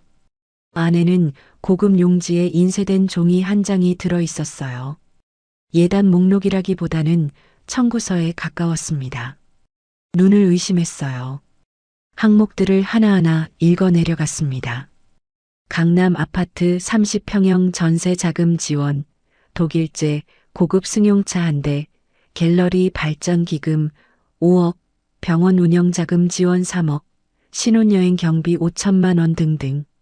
숫자들이 빼곡했어요. 금액을 암산해 보니 대략 22억 원이었습니다. 뒷조사에서 확인한 그들의 사채빚과 정확히 일치하는 금액이었어요. 딸을 팔아서 빚을 갚겠다는 속셈이 이렇게 적나라하게 드러날 줄은 몰랐습니다. 허탈한 웃음이 나왔습니다. 이렇게 뻔뻔할 수가 있나 싶었어요. 하하. 웃음을 멈출 수가 없었습니다. 어이가 없어서 나오는 웃음이었어요. 최미자의 표정이 굳어졌어요. 왜 웃으세요? 우리 민성이 같은 의사 사위 얻으려면 이 정도는 기본 예의예요. 다른 집은 줄 서서 한다고요. 기본 예의요. 저는 목록을 다시 한번 들여다보았습니다. 갤러리 발전 기금 5억이라는 항목이 눈에 들어왔어요. 발전 기금이 아니라 사채 빚 갚을 돈이었죠. 박민성이 옆에서 비굴한 표정으로 거들었습니다. 아버님, 제가 수진 씨를 정말 사랑하는데요. 결혼은 현실이잖아요. 저희 어머니 갤러리 사정도 좀 봐주시고요. 저희 미래를 위한 투자라고 생각해 주시면. 수진이가 그 목록을 빼앗아 들고 내용을 확인했습니다. 읽어내려가는 수진이의 눈이 점점 커졌어요. 손이 부들부들 떨리기 시작했습니다. 얼굴이 창백해졌어요. 민성 씨, 이게 뭐야? 갤러리 발전 기금? 병원 운영 자금? 이거 전부 너네 엄마 빚 갚으라는 거잖아. 나한테 이런 걸 요구할 거였어? 수진이의 목소리가 떨렸습니다. 분노와 배신감이 뒤섞인 표정이었어요. 눈에 눈물이 그렁그렁 맺혔습니다. 드디어 눈이 뜨이기 시작한 거였습니다. 사랑한다고 믿었던 남자의 실체를 깨달은 거예요. 최미자가 버럭 소리를 질렀어요. 말버릇 좀 봐라. 어른한테 너네 엄마가 뭐야? 사랑? 사랑이 밥 먹여주냐? 내 아버지가 트럭 몰아서 번 푼돈으로는 어림도 없겠지만 대출이라도 받아와야지. 그게 며느리 도리야. 며느리 도리가 시어머니 빚을 갚아주는 거라고요. 기가 막혔습니다. 이 정도면 충분했어요. 더 이상 참을 필요가 없었습니다.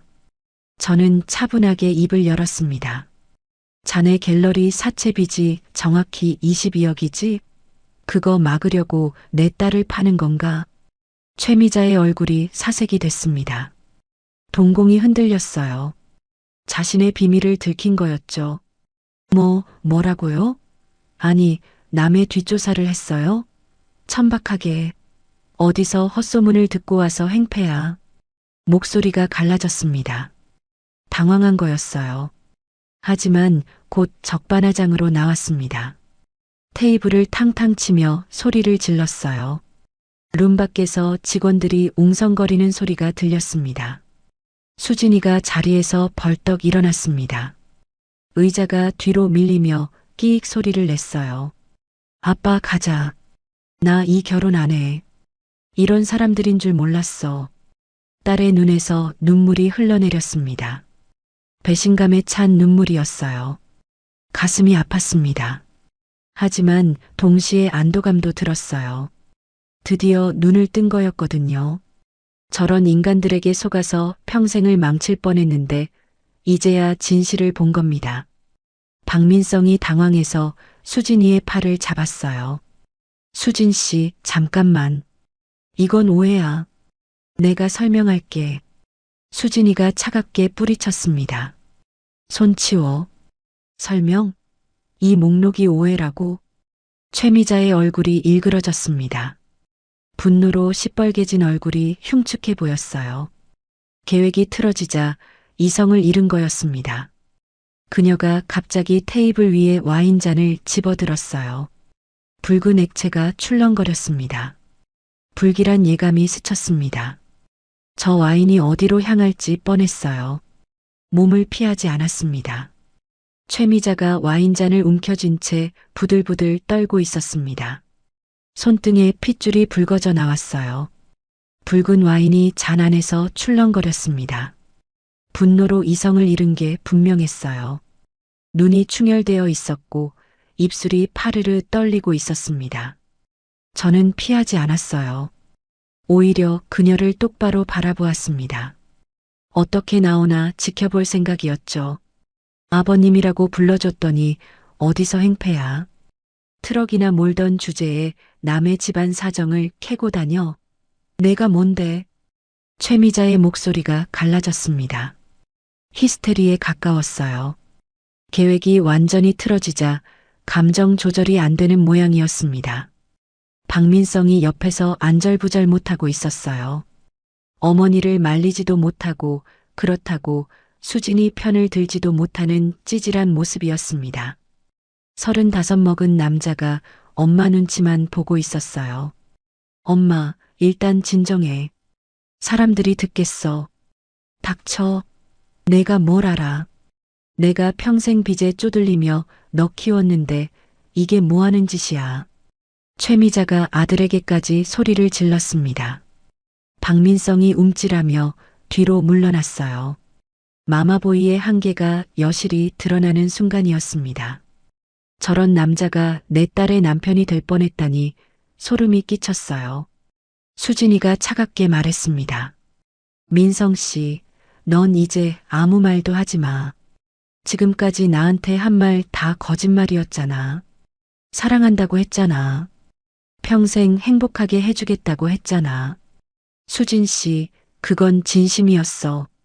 우리 엄마가 좀 과격하게 말씀하신 거지 나는. 그만해. 수진이가 소리쳤습니다. 딸의 목소리가 이렇게 날카로운 건 처음 들었어요. 30두에 살면서 한 번도 본 적 없는 모습이었습니다. 내가 화장실에서 친구랑 통화하면서 뭐라고 했는지 알아? 대충 결혼하고 빚 갚으면 이혼하든가 하겠대. 장인은 촌스러운 노인네라고 했대. 박민성의 얼굴이 사색이 됐습니다. 동공이 흔들렸어요. 어떻게 알았냐는 표정이었습니다. 저도 놀랐어요. 수진이가 그걸 알고 있었다니요.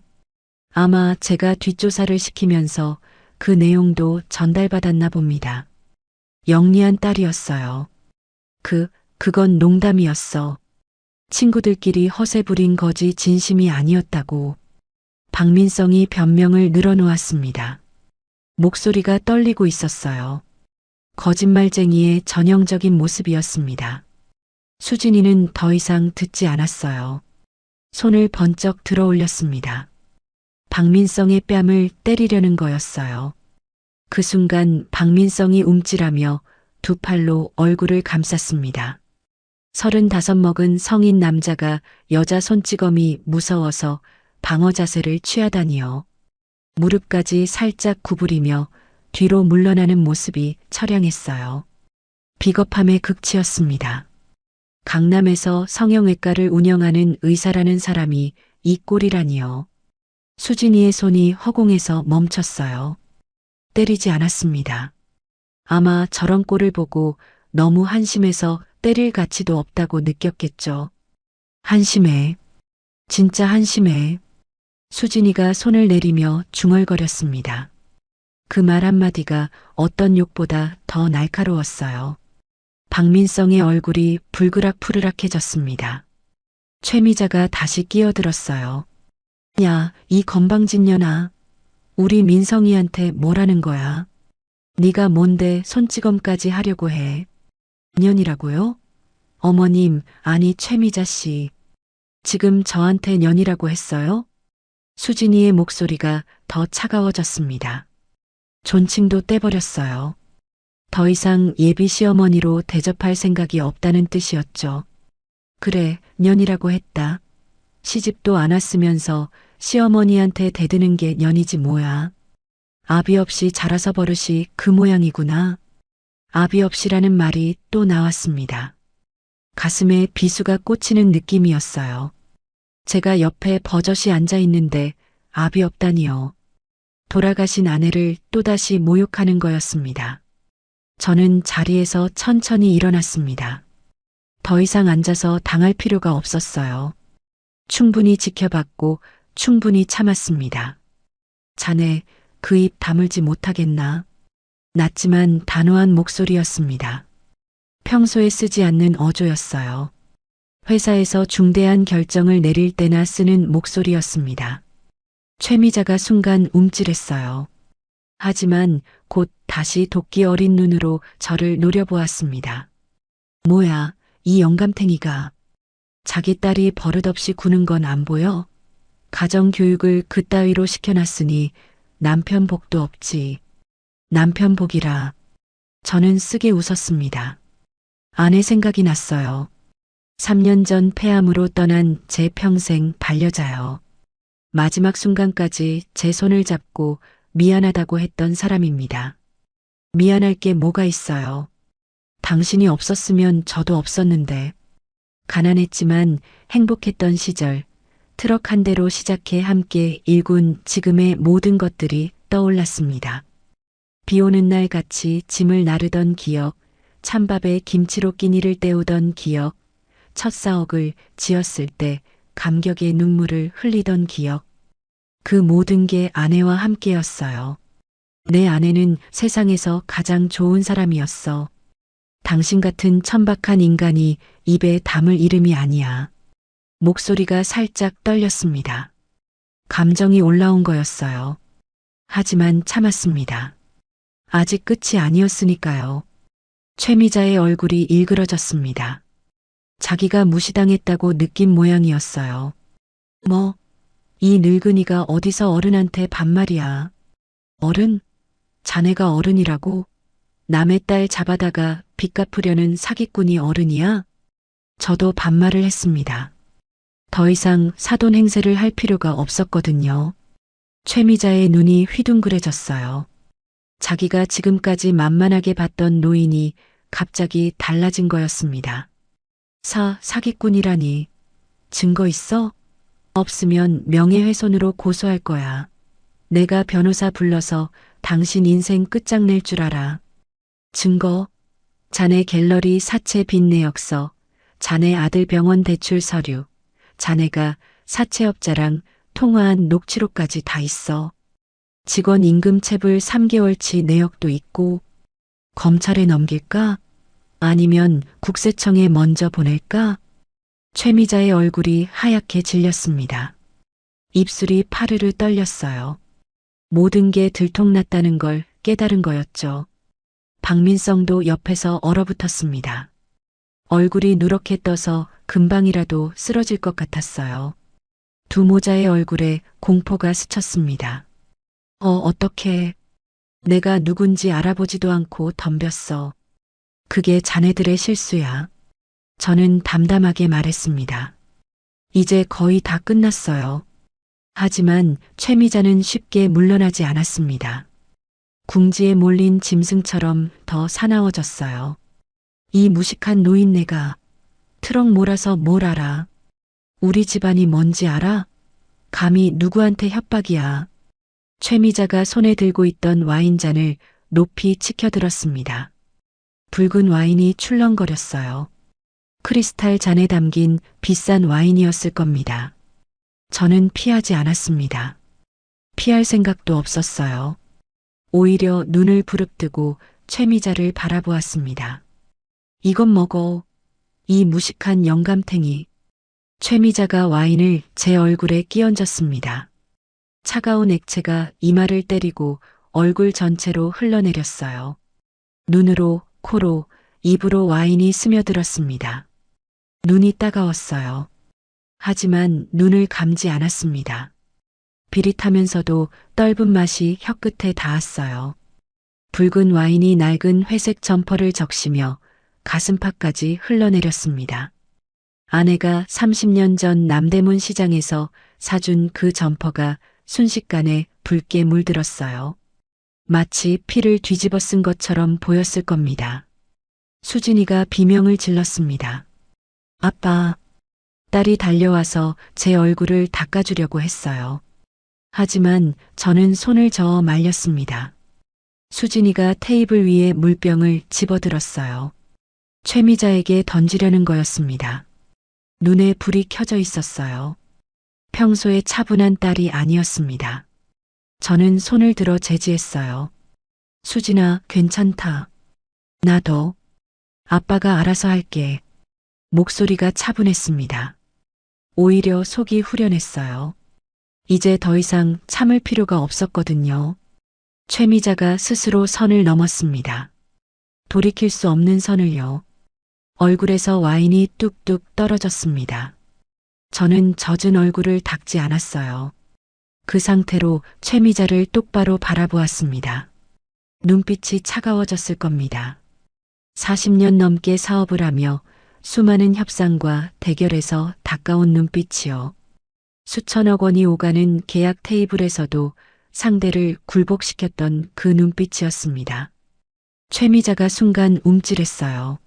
무의식적으로 뒤로 한 발짝 물러났습니다. 방금까지의 기세는 온데간데 없었어요. 품속에 손을 넣었습니다. 안주머니에서 오래된 물건이 손에 잡혔어요. 10년도 더 된 이 집 피처폰이었습니다. 도청이 불가능한 비화기요. 겉은 낡고 볼품없어 보이지만 이 전화기 하나로 수천억 원이 오가는 지시가 내려갑니다. 이 순간을 위해 준비해 둔 거였죠. 피처폰을 꺼내 단축키 하나를 눌렀습니다. 신호음이 2번 울리고 상대방이 받았어요. 김전무 나야. 지금 즉시 실행해. 짧게 지시를 내리고 전화를 끊었습니다. 최미자와 박민성이 어리둥절한 표정으로 저를 쳐다보았어요. 와인을 뒤집어 쓴 노인이 갑자기 전화를 걸어 뭔가를 실행하라고 하니 당황스러웠겠죠. 뭘 실행하라는 거야? 뭔 짓이야? 최미자의 목소리가 떨렸습니다. 자신감이 사라지고 불안감이 스며드는 음성이었어요. 저는 대답 대신 다시 전화기를 들었습니다. 다른 번호를 눌렀어요. 박지배인 나야. 3번 룸으로 와. 보안팀 데리고. 즉시. 전화를 끊자 1분도 지나지 않아 룸문이 벌컥 열렸습니다. 검은 정장을 입은 남자들이 줄줄이 들어왔어요. 보안팀이었습니다. 그리고 맨 앞에 선 사람이 와인을 뒤집어 쓴 저를 보자마자 얼굴이 사색이 됐습니다. 호텔 총지배인이었어요. 호텔 총지배인이 룸 안으로 들어서자마자 저를 발견했습니다. 와인을 뒤집어 쓴 제 모습을 보더니 얼굴이 하얗게 질렸어요. 눈이 휘둥그레지고 입이 벌어졌습니다. 다리가 풀린 듯 휘청거리더니 허둥지둥 달려왔어요. 그 뒤로 검은 정장을 입은 보안팀원 4명이 따라 들어왔습니다. 회장님, 이게 대체 무슨 일이십니까? 괜찮으십니까? 누가 이런 짓을... 총지배인이 허리를 90도로 꺾으며 소리쳤습니다. 목소리가 떨리고 있었어요. 주머니에서 최고급 실크 손수건을 꺼내 제 얼굴을 닦아주려고 했어요. 손이 바들바들 떨렸습니다. 보안팀원들도 일제히 허리를 숙였습니다. 긴장한 표정들이었어요. 회장님이라는 단어가 룸 안에 울려 퍼졌습니다. 최미자와 박민성의 얼굴이 순간 얼어붙었어요. 방금 뭐라고 했지 하는 표정이었습니다. 최미자의 입이 벌어졌다 닫혔다를 반복했어요. 말이 나오지 않는 모양이었습니다. 회장님이라고요? 뭔 소리야? 이 사람 트럭 몬다면서. 최미자의 목소리가 갈라졌습니다. 믿을 수 없다는 표정이었어요. 박민성도 멍하니 서 있었습니다. 얼굴이 누렇게 떠서 혼이 빠진 사람 같았어요. 저는 와인이 묻은 얼굴로 싸늘하게 웃었습니다. 입꼬리를 살짝 올렸어요. 그래, 트럭 몰지. 전국에 1,500대쯤 굴리나. 이 호텔도 내 트럭으로 실어 나른 돈으로 샀고 저 바닥도 내 트럭이 다졌어. 자네가 밟고 있는 이 땅 전부가 내 거야. 대강로지스라고 들어봤나? 그 회사가 내 회사야. 대강로지스라는 이름에 최미자의 눈이 더 커졌습니다. 누구나 아는 이름이었으니까요. 뉴스에서도 자주 나오고 증시에서도 우량주로 꼽히는 회사였어요. 최미자의 무릎이 풀리는 게 보였습니다. 휘청거리더니 테이블을 붙잡았어요. 얼굴이 사색이 됐습니다. 방금까지 트럭 운전사라고 무시하던 사람이 이 호텔의 주인이었다는 사실을 깨달은 거였죠. 입술이 파르르 떨렸습니다. 네, 대강그룹 회장님이. 설마. 박민성이 중얼거렸습니다. 목소리가 떨리고 있었어요. 대강그룹이라는 이름을 모를 리 없었을 겁니다. 국내 최대 물류기업이니까요. 물류뿐 아니라 호텔, 유통, 건설까지 손대지 않은 분야가 없었어요. 연 매출 수조 원에 달하는 대기업의 회장이 바로 저였습니다. 그때 최미자의 핸드폰이 울렸습니다. 벨소리가 요란하게 울리는데도 받지 못하고 멍하니 서 있었어요. 저는 턱짓으로 받으라고 했습니다. 받아봐. 좋은 소식일 거야. 최미자가 떨리는 손으로 전화를 받았습니다. 스피커폰으로 들리는 건 아니었지만 상대방의 다급한 목소리가 새어나왔어요. 관장님, 큰일 났어요. 덩치 큰 남자들이 갤러리에 들이닥쳤어요. 문을 잠그고 그림 다 떼어가고 있어요. 채권자들이 차용증 들고 와서 압류한다고 해요. 최미자의 얼굴이 일그러졌습니다. 전화기를 쥔 손이 부들부들 떨렸어요. 뭐라고? 지금 뭐라고 했어? 사채업자들이에요. 원금 즉시 상환하라면서 그림이고 뭐고 다 가져가고 있어요. 어떡해요, 관장님? 전화가 끊어졌습니다. 최미자가 허탈하게 핸드폰을 떨어뜨렸어요. 바닥에 떨어진 핸드폰이 탁 소리를 냈습니다. 그녀의 다리가 후들거리기 시작했어요. 저는 담담하게 말했습니다. 자네 사채 빚담보로 잡혀있던 채권을 우리 쪽에서 매입했어. 원금 즉시 상환 조건으로. 자네 갤러리 재산 전부 합쳐도 빚 갚기엔 턱없이 부족하겠지만 일단 압류는 진행될 거야. 최미자의 눈이 풀렸습니다. 절망에 빠진 표정이었어요.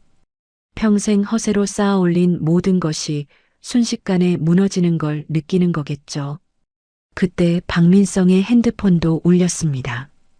그가 떨리는 손으로 전화를 받았어요. 여보세요? 전화기 너머로 중후한 남자 목소리가 들렸습니다. 대학병원 이사장의 목소리였어요. 제 30년 지기 친구이기도 했죠. 박 선생, 나 이사장이야. 자네 오늘부로 병원 그만둬.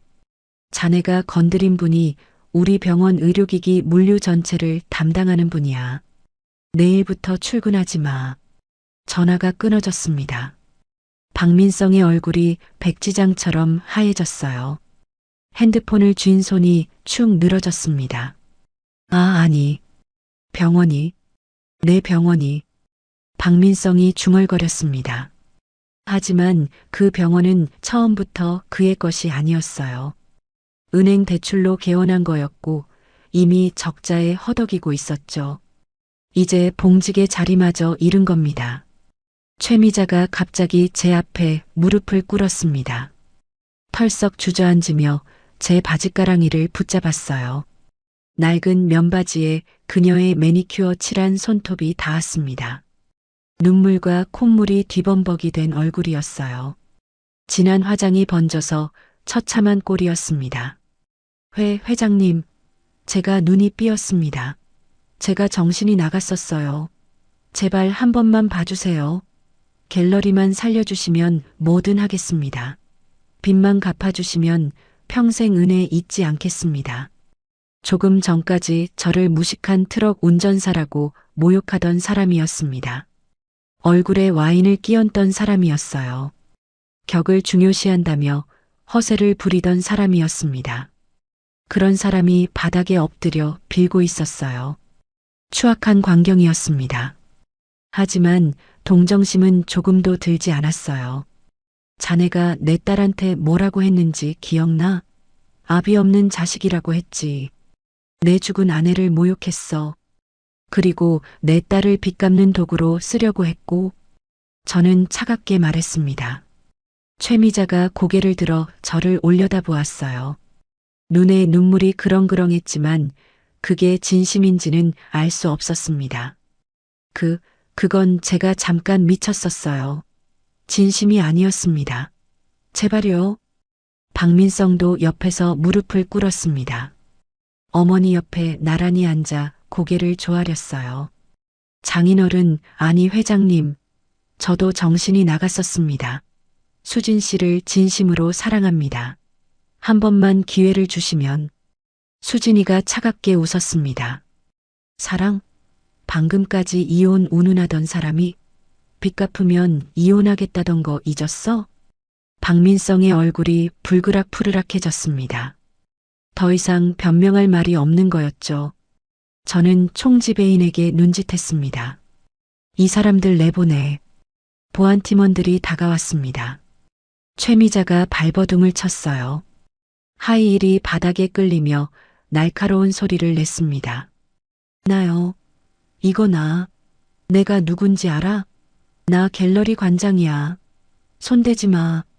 하지만 아무도 그녀의 말을 듣지 않았습니다. 두 모자가 보안팀원들에게 양쪽 팔을 붙잡혀 질질 끌려나갔어요. 박민성은 저항도 못하고 축 늘어져 있었습니다. 복도 끝까지 그들의 비명소리가 울려 퍼졌어요. 제발요. 한 번만요. 회장님, 살려주세요. 소리가 점점 멀어졌습니다. 엘리베이터 쪽에서 마지막 비명이 들리더니 문이 닫히자 룸 안이 조용해졌어요. 마치 폭풍이 지나간 것처럼 고요했습니다.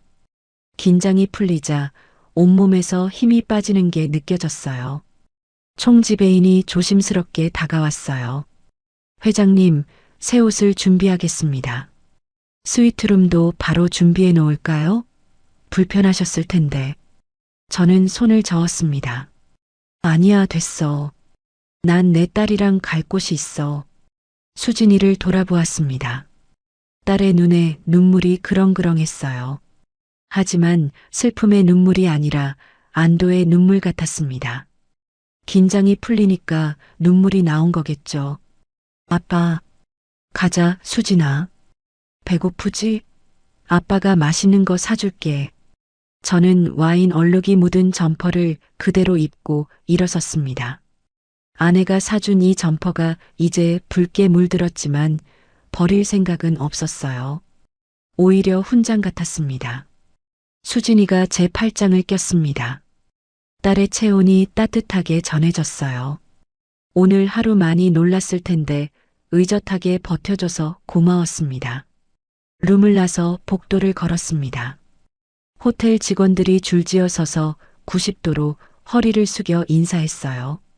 저는 고개만 가볍게 끄덕이고 지나쳤습니다. 로비를 지나 정문으로 향했어요. 발걸음이 가벼웠습니다. 호텔 밖으로 나오자 시원한 저녁 바람이 불어왔습니다. 해가 뉘엿뉘엿 넘어가고 있었어요. 하늘이 주황빛으로 물들어 있었습니다. 가슴속에 있던 무거운 돌덩이가 굴러 떨어진 기분이었어요. 수진이가 제 얼굴을 보더니 피식 웃었어요. 어깨가 들썩거렸습니다. 아빠 얼굴이 왜 그래? 완전 흡혈귀 같아. 공포 영화에 나올 것 같아. 저도 딸을 보며 웃었습니다. 거울을 본 건 아니지만 얼마나 우스꽝스러운 꼴인지 짐작이 갔어요. 너는 눈 화장 다 번졌다. 너도 귀신 같아. 두 사람이 마주보며 빵 터졌어요. 긴장이 풀리니까 웃음이 절로 나왔습니다. 한참을 웃었어요. 배꼽이 빠질 것 같았습니다.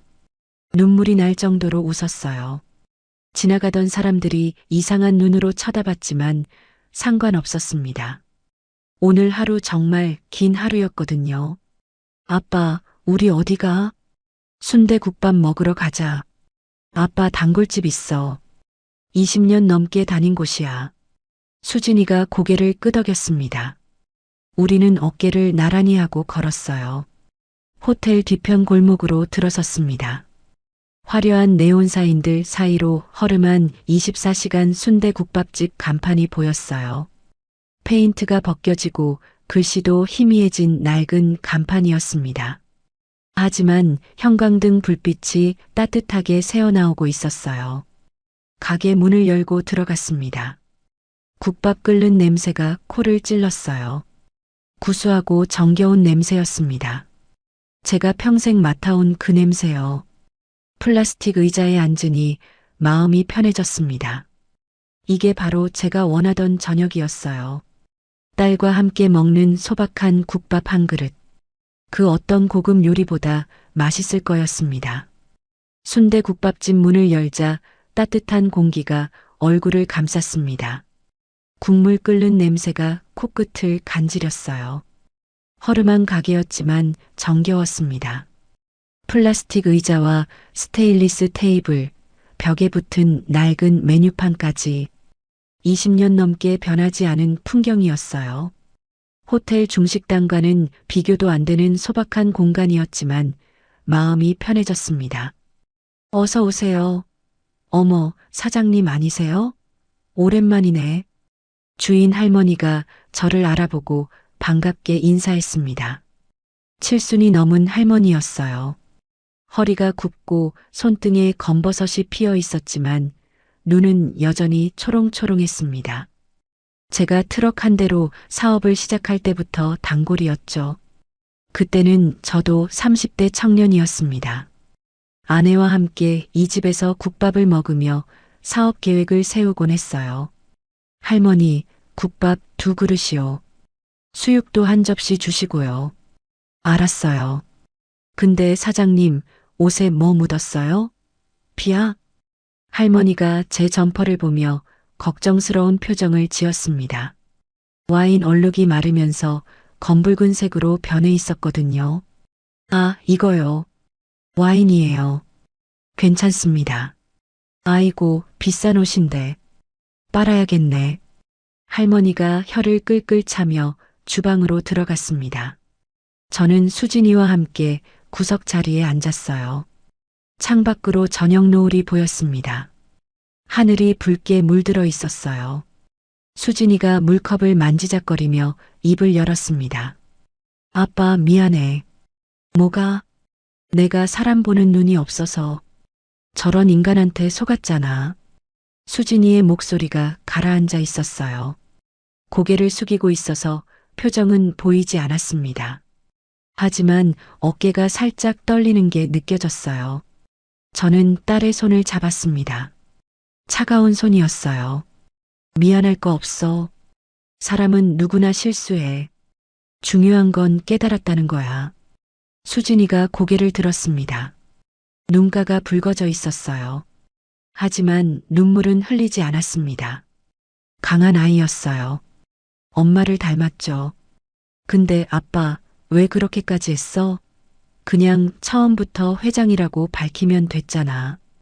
왜 굳이 무시당하면서까지? 저는 잠시 말을 멈췄습니다. 창밖을 바라보았어요. 노을이 점점 짙어지고 있었습니다. 엄마 때문이야. 엄마가 돌아가시기 전에 유언을 남겼어. 수진이 시집 보낼 때 꼭 사람을 보라고. 돈 말고 사람을요. 겉모습에 속지 말고 진짜 마음을 보라고. 수진이의 눈이 커졌습니다. 처음 듣는 이야기였을 거예요. 저는 3년 전 그날을 떠올렸습니다. 병실 침대에 누워있던 아내의 모습이요. 산소 호흡기를 끼고 힘겹게 숨을 쉬면서도 마지막까지 딸 걱정을 하던 그 사람. 손을 꼭 잡고 당부하던 목소리가 아직도 귓가에 맴돌았습니다. 엄마가 그랬어. 우리 수진이는 일에만 빠져 살아서 사람 보는 눈이 없을 거라고. 그러니까 아빠가 꼭 확인해 달라고. 돈 보고 접근하는 사람인지 아닌지. 진심으로 수진이를 사랑하는 사람인지. 수진이의 눈에 눈물이 고였습니다. 입술을 꽉 깨물고 있었어요. 그래서 일부러 가난한 척 한 거야? 상대방 본색을 보려고? 응. 진짜 사람인지 가짜 사람인지 구별하는 가장 좋은 방법이거든. 돈이 없어 보이면 본색이 드러나니까. 국밥이 나왔습니다. 김이 모락모락 피어올랐어요. 구수한 냄새가 코를 찔렀습니다. 하지만 우리 둘 다 바로 숟가락을 들지 않았어요. 엄마가 그런 말을 남겼구나. 수진이의 목소리가 떨렸습니다. 눈물이 뺨을 타고 흘러내렸어요. 3년 만에 보는 딸의 눈물이었습니다. 장례식 때도 울지 않던 아이였거든요. 수진아, 울어도 돼. 아빠밖에 없으니까. 수진이가 손등으로 눈물을 훔쳤습니다. 하지만 눈물이 계속 흘러나왔어요. 참았던 게 터진 거였죠. 저도 코끝이 찡해졌습니다. 아빠, 나 엄마 보고 싶어. 아빠도. 우리는 한동안 말없이 앉아 있었습니다. 국밥에서 김이 피어오르고 창밖에서는 해가 저물어가고 있었어요. 가게 안에는 우리 둘뿐이었습니다. 조용한 시간이었어요. 저는 주머니에서 시계를 꺼냈습니다. 아까 최미자가 던졌던 그 시계요. 너덜너덜한 가죽줄이 달린 고물 시계. 하지만 제게는 세상에서 가장 소중한 물건이었습니다. 유리면에 손때가 묻어 있었어요. 아내의 손때였죠. 이 시계줄 있잖아. 엄마가 25년 전에 남대문 시장에서 5,000원 주고 갈아 끼운 거야. 그때 우리 형편이 별로 안 좋았거든. 엄마는 시계가 비싼 건지도 몰랐어. 그냥 줄이 끊어졌으니까 싼 걸로 바꾼 거지. 수진이가 시계를 바라보았습니다. 조심스럽게 손가락으로 가죽줄을 만졌어요. 알아. 아빠가 맨날 차고 다니잖아. 근데 그거 진짜 비싼 시계라며? 본체가 수십억짜리라고 들었어. 응. 파텍 필립 한정판이야. 전 세계에 3개밖에 없어. 근데 엄마는 끝까지 몰랐어. 그냥 줄이 끊어졌길래 시장에서 싼 걸로 갈아 끼운 거지. 그게 엄마였어. 수진이가 피식 웃었습니다. 눈물이 마르지 않은 얼굴로 웃는 모습이 아내와 똑같았어요. 눈웃음 짓는 모습, 입꼬리가 올라가는 각도까지. 아내가 살아 돌아온 것 같았습니다. 엄마 진짜 엄마답다. 수십억짜리 시계에 5,000원짜리 줄이라니. 나도 엄마 닮았나 봐. 나도 돈 별로 신경 안 쓰거든. 그래, 넌 엄마 닮았어. 얼굴도 성격도. 그게 아빠는 좋아. 저는 시계를 손목에 다시 찼습니다. 너덜너덜한 줄이 피부에 닿았어요. 거친 촉감이었지만 따뜻하게 느껴졌습니다. 아빠, 나도 엄마처럼 살고 싶어. 돈보다 사람을 보는 사람으로. 그래. 그러렴. 수진이가 국밥 숟가락을 들었습니다. 한 숟가락 떠서 입에 넣었어요. 맛있다. 진짜 맛있어. 그치? 아빠가 20년 넘게 다닌 데야. 호텔 음식보다 이게 100배 맛있어. 우리는 국밥을 먹기 시작했습니다. 뜨끈한 국물이 목구멍을 타고 내려갔어요. 속이 따뜻해졌습니다. 몸도 마음도요. 호텔에서 먹은 사내진미보다 이 국밥 한 그릇이 100배 맛있었습니다. 진짜 음식은 이런 거였어요. 허세 없이 정직한 맛. 수육이 나왔습니다. 할머니가 직접 가져다 주셨어요. 접시에 보쌈 김치까지 곁들여져 있었습니다. 사장님, 서비스예요. 딸이죠? 예쁘게 생겼네. 사모님 젊었을 때랑 똑 닮았어요.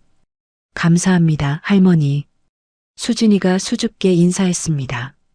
할머니가 아내를 기억하고 계셨어요. 아내도 이 집 단골이었으니까요. 할머니가 웃으며 주방으로 돌아갔어요. 아빠, 할머니가 아빠를 사장님이라고 부르네. 회장님인 줄 모르시나 봐. 여기서는 그냥 트럭 모는 사장님이야. 그게 좋아. 수진이가 고개를 끄덕였습니다. 이해한다는 표정이었어요. 국밥을 다 먹고 나니 배가 불렀습니다. 몸에 기운이 돌았어요. 밖은 이미 어두워져 있었습니다. 가로등 불빛이 창문으로 들어왔어요. 아빠, 나 앞으로 어떻게 해야 할까? 결혼도 깨졌고, 32인데 다시 시작해야 하네. 천천히 생각해. 급할 거 없어. 32이 뭐가 많아. 인생 아직 한참 남았어. 좋은 사람 만날 때까지 아빠가 기다려줄게. 100살까지 기다려도 좋아. 수진이가 푸하고 웃음을 터뜨렸습니다. 아빠, 100살까지는 좀 오바지. 뭐가 오바야? 아빠 오래 살 거야. 손주 얼굴 봐야지. 수진이가 제 손을 잡았습니다. 아까보다 손이 따뜻해져 있었어요. 아빠 고마워. 오늘 진짜 고마웠어. 아빠 아니었으면 나 큰일 날 뻔했어. 당연히 해야 할 일 한 거야. 아빠니까. 수진이가 웃었습니다. 해맑은 웃음이었어요. 오늘 하루 많은 일이 있었지만 이 웃음 하나면 충분했습니다. 계산을 하고 가게를 나섰습니다. 할머니가 문까지 배웅해 주셨어요. 밤 공기가 서늘했습니다. 하늘에 별이 떠 있었어요. 도심인데도 별이 유난히 잘 보이는 밤이었습니다. 가슴이 뻥 뚫리는 기분이었어요. 아빠, 우리 걸어서 갈까? 택시 말고. 좀 더 걷고 싶어. 그래, 걷자. 오랜만에 같이 걷는 거네. 네가 어렸을 때는 맨날 같이 걸었는데. 우리는 나란히 걸었습니다. 골목을 빠져나와 큰 길로 나왔어요. 화려한 네온 사인들이 반짝거렸습니다.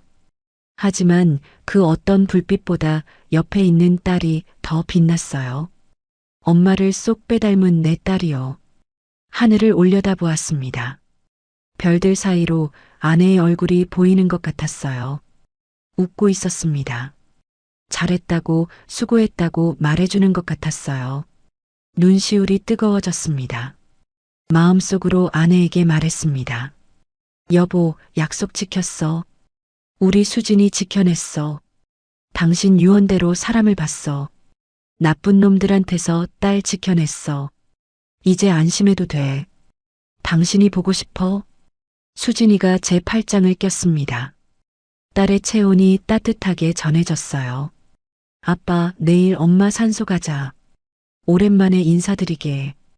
오늘 있었던 일도 말씀드리고. 그래, 가자. 엄마도 보고 싶어 하실 거야. 우리 수진이 잘 컸다고 자랑해야지. 우리는 밤거리를 천천히 걸었습니다. 아무 말 없이도 좋았어요.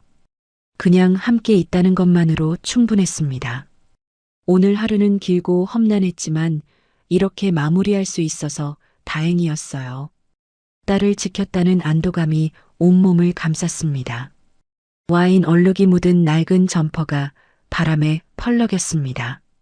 손목에는 5,000원짜리 줄이 달린 시계가 채워져 있었어요. 옆에는 세상에서 가장 소중한 딸이 있었습니다. 머리 위로는 별이 빛나고 있었고요. 부자가 따로 없었어요. 돈이 많다고 부자가 아니었습니다. 사랑하는 사람이 곁에 있고 지켜야 할 사람을 지킬 수 있고 떠난 사람과의 약속을 지킬 수 있는 것. 그게 진짜 부자였습니다. 저는 68회를 살면서 오늘 가장 부자가 된 기분이었습니다. 오늘의 사연 어떠셨나요?